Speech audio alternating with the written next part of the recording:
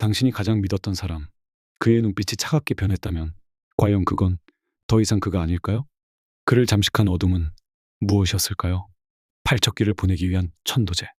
그날은 모두의 운명을 뒤바꾼 비극의 시작이었습니다. 사람을 지키기 위해 준비된 신성한 의식이었지만 그 틈을 파고든 욕망과 원한은 결국 천도 의식마저 집어삼켜버렸죠.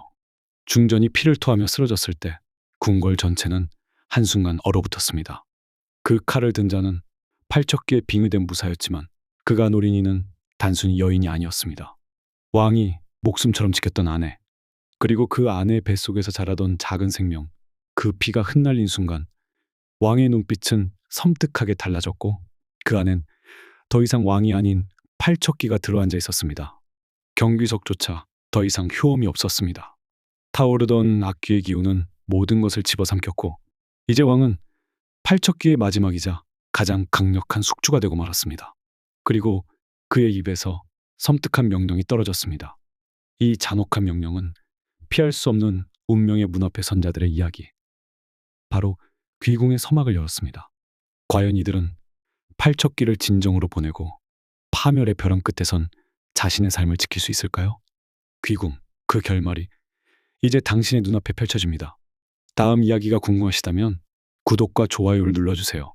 이 이야기가 여러분의 마음속에 오래도록 기억될 수 있도록 지금 바로 귀궁의 여정에 동참해주세요. 그날 밤 궁화는 숨소리조차 감춘 채 숨죽이고 있었습니다. 중전의 피로 뒤덮인 천도제 현장. 검을 휘두른 무사는 절규하듯 쓰러졌고 그 몸에서 빠져나온 검은 연기 하나가 섬뜩하게도 왕의 눈으로 파고들었습니다. 팔척귀, 그 악귀의 본체가 이제 왕의 몸에 깃든 것입니다. 왕의 눈동자에는 광기와 증오, 그리고 형언할 수 없는 허무가 깃들어 있었죠. 그 눈으로 검소간 윤갑을 응시하며 차갑게 내뱉었습니다. 팔척귀에 완전히 잠식된 왕은 즉시 조서를 내려 검소간 윤갑과 무녀 열의를 차명에 처하라고 명합니다. 국혼을 어지럽힌 자들, 나라의 근간을 흔든 영모의 무리들이다. 명령은 번개처럼 번졌고 충직했던 이정의 신하들마저 그의 돌변한 모습에 눈빛이 흔들리기 시작합니다. 윤갑은 이미 천도된 자.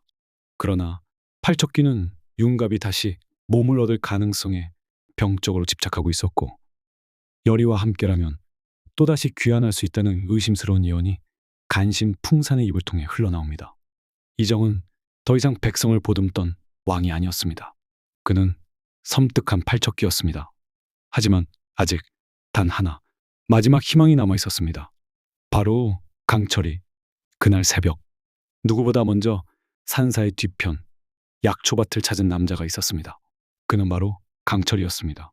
붉게 물든 그 꽃잎을 손에 쥔 그는 조용히 그러나 단호하게 차를 끓였습니다.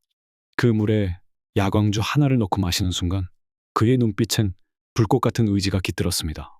열이조차 모르게 준비한 그의 결심. 야광주는 이미 소진되어 강철이는 더 이상 하늘의 기운을 담을 수 없는 몸이 되지만 그만큼 강력한 악귀를 품은 왕을 상대하기 위해선 지금 목숨을 걸 수밖에 없었습니다. 그리고 그는 열이에게 짧은 편지를 남깁니다. 나의 마지막은 너와 함께했던 날들로 충분하다.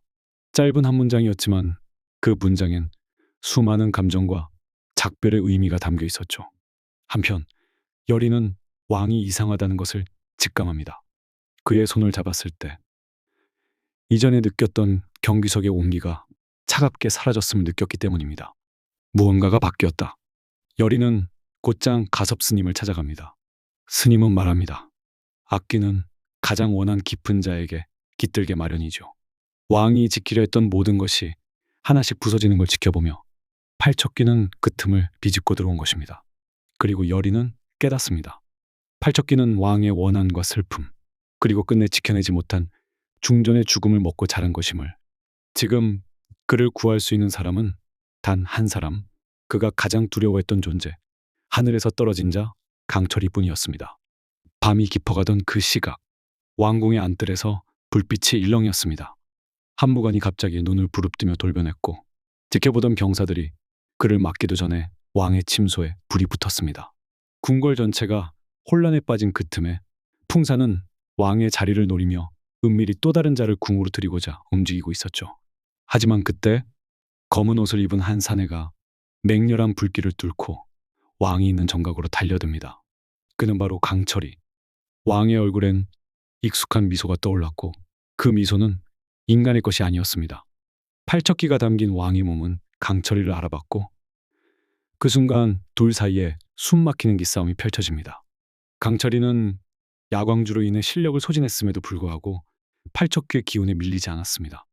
그의 마음속엔 열이와 함께했던 따뜻한 기억이 그를 지켜야 한다는 강렬한 염원이 있었기에 강철이는 마지막 힘을 끌어모아 팔척귀를 몸 밖으로 끌어내기 위한 의식을 시작합니다.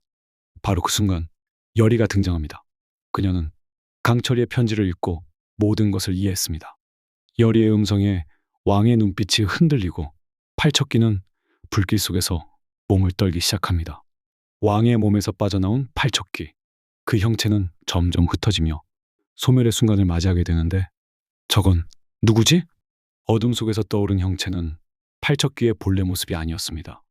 그는 한때 조정의 장수였으며 어머니를 지키지 못하고 죽은 자였습니다. 그 원한이 왕가에 그리고 후손들에게까지 이어졌던 것입니다. 왕의 눈에 흐릿한 눈물이 맺혔습니다. 그 순간 왕의 손끝에서 경비석이 다시 빛나기 시작합니다. 그 빛은 팔척귀의 형체를 감싸고 고요하게 그의 몸을 하늘로 이끌어갑니다. 팔척귀는 그렇게 마침내 천도되었습니다. 주변은 온통 정적이 휩싸였고 그 가운데 쓰러진 강철이. 열이는 울며 그를 끌어안고 그의 맥을 짚습니다. 약하게나마 살아있는 맥박. 강철이는 살아있습니다. 이후 왕은 조서를 내려 풍산을 영모제로 참수하고 모든 백성 앞에서 사죄를 선언합니다. 윤갑의 어머니 영금은 조용히 절을 찾고 열이는 그녀에게 고합니다. 그날 이후 궁궐엔 고요한 평화가 찾아왔습니다. 다시는 피비린내, 나는 천도제도, 절규하는 원혼도 없었습니다. 열이는 여전히 무녀로서의 길을 걷지만 그녀의 곁엔 언제나 강철이의 따뜻한 그림자가 함께합니다. 강철이는 더 이상 신령한 힘은 없지만 그저 사람으로서 열이를 지키고 그녀와 함께 살아갑니다. 왕은 여전히 백성 앞에 서 있지만 그의 눈엔 늘 어머니와 중전, 그리고 자신을 지키다 떠난 모든 영혼들을 향한 진심 어린 눈물이 맺혀 있습니다. 그리고 마지막으로 열이는 왕에게 묻습니다. 왕은 잠시 생각에 잠기더니 결연한 눈빛으로 대답합니다. 귀공은 끝났지만 우리 모두가 지켜야 할 것은 여전히 남아 있습니다. 그것은 사람을 향한 연민, 지켜야 할 것에 대한 책임, 그리고 무너진 것들을 다시 일으킬 용기입니다. 이제 귀궁의 마지막 장이 닫힙니다. 하지만 그 이야기의 여운은 당신의 마음속에서 아직 끝나지 않았습니다. 과연 다음 이야기는 누구의 기억 속에서 다시 열리게 될까요?